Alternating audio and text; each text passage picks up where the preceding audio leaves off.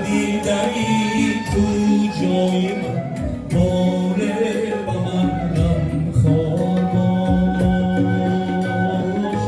باره با من غمخوار باش باره با من